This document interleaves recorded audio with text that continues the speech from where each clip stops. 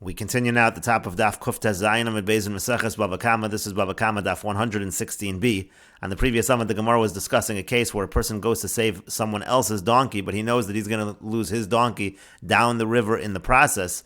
And so the Gemara asked, what would it be in a situation where the person actually was not successful in saving the other person's donkey? So he went to save the other person's donkey. He made a condition that he's only doing it as long as he gets compensated for the loss of his donkey, but then he's not even successful. And so the Gemara said in the previous Amid that he is not paid for his donkey in that case because he was not successful. And the Gemara says, is that really true? But we have a Braisa which says that if a person hires a worker, lahavi kruv vidor maskinin lechol, in order to bring cabbage or quinces, that's Rashi's first translation, there are other translations as well, to a sick person. In any case, he hires the worker for this purpose. And he goes and he finds that the person he's delivering this to, the person has died, or the person is now healthy again. He doesn't need it anymore, so he ends up not having to do what he was supposed to do. But still, it says in the Braisa, no sin lo schar mishulam. He gives him the full payment, the full wages. Here also, he tried to save the donkey. He was unsuccessful. He should still get the full compensation for the donkey he lost. And the Gemara continues, Amar Lei said back to him, Midami, is that really a comparison? You're comparing two cases that are not comparable. Hasam over there, Avid shliach shlichuse. The person did what he was supposed to do. He was supposed to bring these items. He brought the items.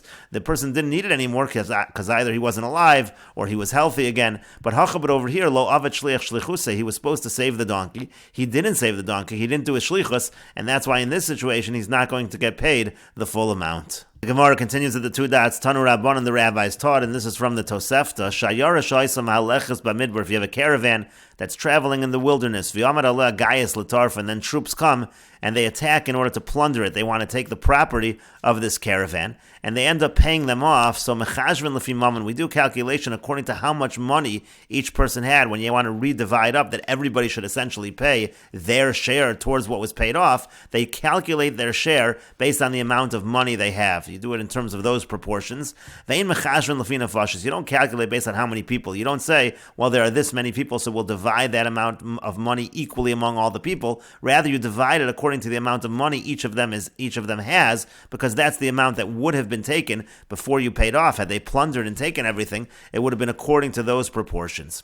And the Tosefta continues, Vim Sachru Tayar. Now let's say this caravan, they hire somebody who's going to guide them on the way. So how do they decide how to pay them, how to pay this particular individual? How do they divide that up? Haholich Lefneim, if he's walking in front of them, he's guiding them. Mechashvin Af Lefi Nefashos. So then you make a calculation even according to the number of people. The idea over there is that the tire is guiding them and he's preventing them from losing money in particular scenarios, but also from losing their lives. And so therefore, if you're paying him, you have to do 50% of the calculation of what gets paid gets divided among the amount of people, but 50% of the calculation should be divided according to the amount of money they have. But it says, V'lo yeshanu miminag hachamorn, but you shouldn't change from whatever the custom is in terms of these payments, in terms of the donkey drivers who are going in this caravan, whatever the custom is, you shouldn't deviate from that custom. And Rashi explains, Latorfa means Labozes, again, they want to plunder it, take everything, and so then they pay them off with a certain amount of money. And Tayr means Mar Lehem Aderech, that's a guide who shows them the way to go. Af Lefi Nefashos, there you even have to take into account the amount of people. Shatos Aderech B'midbar, because if there's a mistake and they go the wrong way in the wilderness, Sakonis Nefashosi, that's not just an issue of losing money, you can lose your lives in that situation. But then it said, V'lo yeshanu miminag hachamorm, you shouldn't change, you shouldn't deviate from whatever the custom is of these people in the caravan. Let's say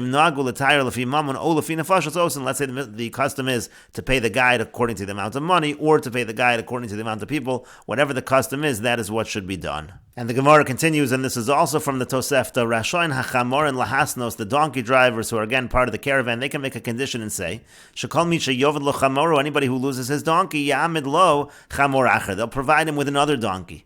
Bechosya ein mamida, now if he loses it with his own negligence, then he doesn't get another donkey.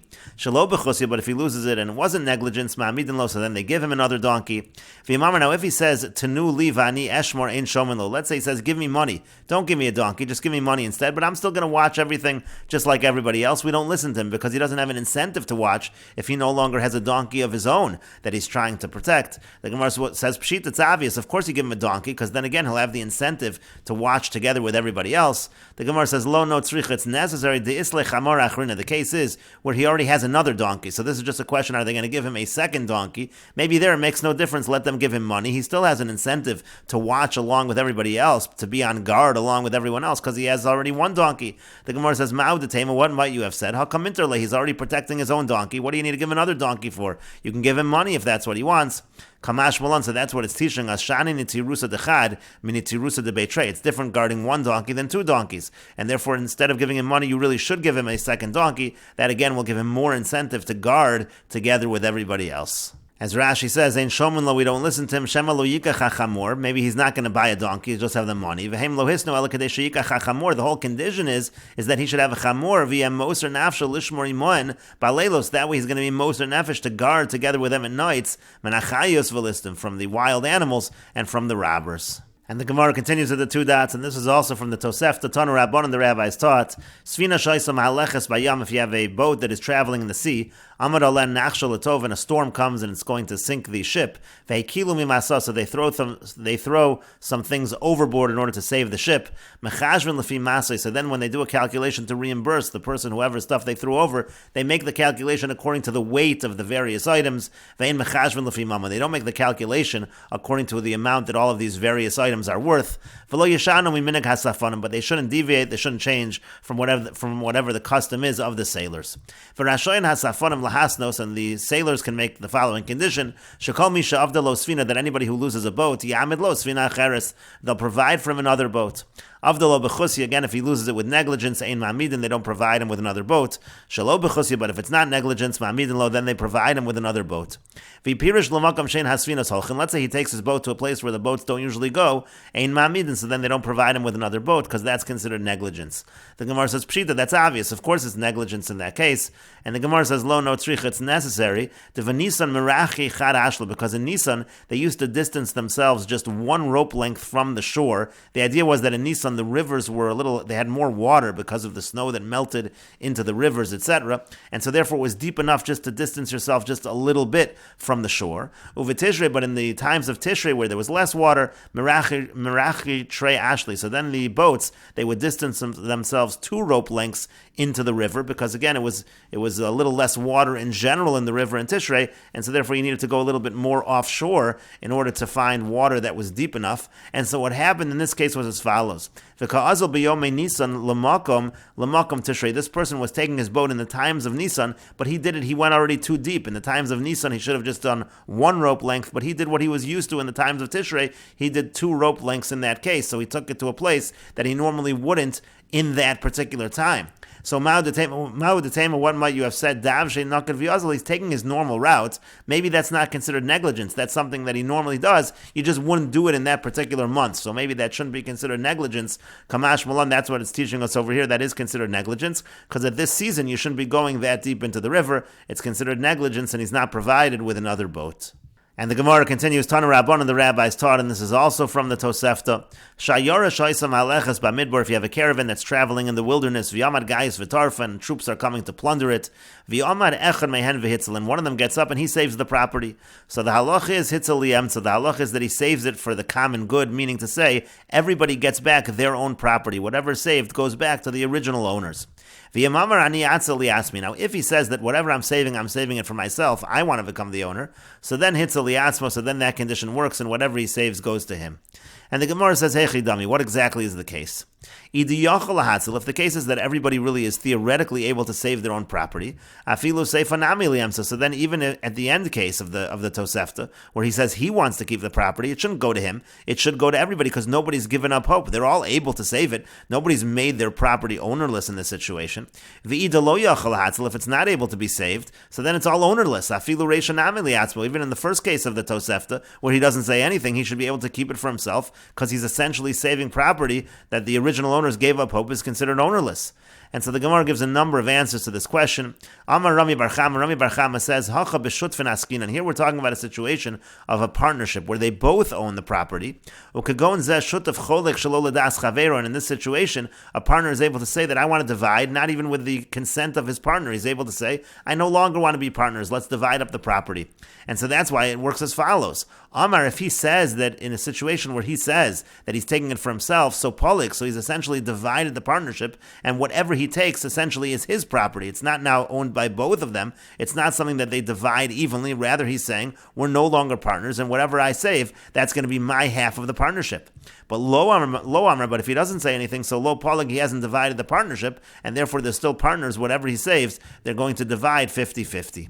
And the Gemara continues with another answer. Rava Amar Rava says, Hacha b'poal l'naskin. And here we're talking about a person who is a worker who's saving the property. Ucharav, and it follows Rav. The Amar Rav, because Rav says, Poal yachal achzer bo. Afila b'chatzi ayom. A worker is able to retract even in the middle of the day. He can say, I no longer want to be your worker. And so therefore, v'kama de lo hadar be, as long as he doesn't retract, so then kivirashusei de balabayis dami, everything he does, it's like it's in the possession of the owner, the person who hired him. So anything he saves goes to the balabayis. V'chi hadar be, but once he retracts, so then taima achrino, there's another reason here why he's not considered employed anymore. T'chsiv, as it's written in the pasuk, ki li b'nei Yisrael avodim, because the b'nei Yisrael, they're slaves to me, meaning to HaKadosh Baruch Hu. V'lo avodim la'avodim, they're not slaves to other slaves, meaning a person can't be forced to be an employee. Therefore, if he declares, I'm no longer your employee, so then he's able to take the property for himself. Essentially, from Hefker, it's considered to be ownerless. And the Gemara continues with another answer. Rav Ashi says, the case over here is that everybody is able to save their own property, but it would be difficult to do so. So therefore, Gali Daite, so therefore, if he reveals and he says, I'm taking it for myself and nobody protests, so then La'atzmos, and then he gets it, because by not protesting, they're essentially saying this is too difficult for us to save, it's ownerless. But Lo Gali Daite, but if he doesn't say anything, so then maybe they have no intention of giving up their property, maybe they would try to save it themselves, so so therefore it's split in the middle, meaning it goes back to the original owners. And the Gemara continues with the Mishnah, Hagozel Sadame Chaveru, if somebody steals a field from his friend, so we're talking about land over here which is not movable, V'natulua Masikin, and then thugs, they take it away from the robber. So the question is, can the robber just say, it's your problem, you have to try to get your property back, or does he owe him money? Does he owe him a new piece of property in this case? And so the Mishnah says it depends. In Makas Medina, if this is something that's happening throughout the country, everybody's property is being taken away by these thugs, so Omer Lo Haresh Al Chalafanecha, then the robber can say, take what is yours, you try to get it back on your own. However, in Machmas HaGazlan, but if the reason that it was taken by these thugs is essentially the fault of the Gazlan, the fault of the robber, so Chayiv Lahamid Lo Sada Acher, so then he has to provide him a new field. And the Gemara says, Amar Rav Nachman Bar Yitzchak, Rav Nachman Bar Yitzchak says, Man detani masikin lo mishtabish, the one who has the text in the Mishnah, the word is masikin for thugs, that's not a mistake. Uman detani matzikin lo mishtabish, and also if the text that you have in the Mishnah is matzikin, that's also not in error, that would be accurate as well. Both words would make sense in the context. And the Gemara explains, Mandatani matzikin lo mishtabish. If you have the gears of matzikin, that's not an error. Tichsiv, like it says, b'matzor uv'matzok. It talks about siege and distress. These are people that cause distress. You can refer to them as matzikin, like from the word matzok. Umandatani masikin lo mishtabish. And the one who has the girsa of masikin is also not a mistake. Tichsiv, because it says, yiyoresh hatzlotzal. It's going to be consumed by the locusts. Umitargamina, and the translation is, yechasnine saka. Again, it's going to be consumed by the locusts. You see the word saka over there. You see the word masik, and those are similar words as well. They can refer to people who are consuming other people's property. And the Gemara continues at the two dots. The Mishnah said in Machmas HaGazlan Chayev that if the thugs take away the land because of the robber, then he is obligated to provide another piece of land to that original owner. And the Gemara says, hey Chidami, what's the case? If the case over here is that the thugs took away his land, v'lo ansua kuli arata, but they didn't take away any other land, that's what the Mishnah means when it says Machmas HaGazlan. So Hamei Reisha Shamatmina, we already know that from the beginning of the Mishnah. The Mishnah is not even adding anything by saying Machmas HaGazlan. Because what does the Mishnah say? The Mishnah says, in Makas Medina Hivachulu, if it's happening throughout the entire area, so then he's not responsible. That implies that if it only happens to this piece of land, then he is responsible. Ilo, again, if not. If it's a Makas Medina, then it's one halach, and if not. So then what do you need to say this extra line of Machmas HaGazlan? And so the Gemara says, lo no tzrich, it's necessary. The Machmas HaGazlan line is teaching us an additional halacha. We already know from the beginning of the Mishnah that if only this piece of property is taken, meaning the property that the robber took, only that is taken by the thugs, we already know that the robber would be responsible. But now we're teaching an additional halacha, da'ach ve'achvuye. Let's say he just showed them to take it away. He never actually stole the property, but he told the thugs which property to take, so he essentially is at fault, then he's going to be responsible as well. That's what it means, Machmas HaGazlan. Lishna Achrin, another version of this answer, similar idea, and here what are we talking about? The cases where the non-Jews coerced him. And they said to him they wanted him to show to show them his land. And then together with showing his land, because they were going to seize his land, he showed this other piece of land together with his land, and they took away that land as well. Again, he didn't actually steal that land, but he showed them that land, and therefore they took it away. It's his fault, so he's responsible to provide this person with another field. Rashi says the achvi achvuye means shelo gazlahu atzmo. Again, he never actually stole it. That's the chiddush of the last line of the Mishnah. Elashama mi beis hamelech. He heard from the government shemevakshim ligzol sadas. They're trying to steal fields. The hera lehem telu karkazusha ploni. He shows them, take away this guy's land. He then becomes responsible to provide that person with another field. And the Gemara continues, how gavra da achvi akarya dechite devei reish galusa. There was a person who showed piles of wheat of the reish galusa to thugs, and the thugs took away the wheat. The reish galusa is the exilarch, that's the head of the exile. Also, Lakami de Rav Nachman. The case came before Rav Nachman. Chayve Rav Nachman l'shalume. So Rav Nachman said he has to pay, similar to the case in our Mishnah, since he showed the thugs these piles of wheat, and the thugs took it away, so that person now has to pay. Yosef Rav Yosef achori de Rav Huna bar Chia. Rav Yosef was sitting behind Rav Huna bar Chia. V'Yosef Rav Huna bar Chia kami de Rav Nachman, and Rav Huna bar Chia was sitting in front of Rav Nachman. Amar le Rav Huna bar Chia Rav Nachman, and Rav Huna bar Chia said to Rav Nachman, Dina o kanasa. This halacha that you're saying they have to pay, is that the din? Is that the halacha that he owes that money, or is this just a fine that you are imposing? Amar le said back to Masnisani, this is our Mishnah, like we just said. The Tanan, we learned in the Mishnah, Machmas hagazlan, if it's because of the robber, Chayiv l'hamed lo, so that he has to give him another field. V'ukimna da'ach ve'achvuya, and we said that the case is that he simply showed the thugs the field. It's not even a case where he stole it. That's exactly what's happening in this situation. So essentially, it's not a knas, it's not a fine. This is actually money that's owed. Basar denafik. So then the Gemara says, after Rav Nachman left, Amar le Rav Yosef le Rav Huna bar Chia. Rav Yosef said to Rav Huna bar Chia, "My nafka lachmina. What's the difference whether it's a fine or whether it's the halacha this way?" And we will continue with this discussion in the next video on Daf Kuf Yud Zayin Amud Aleph.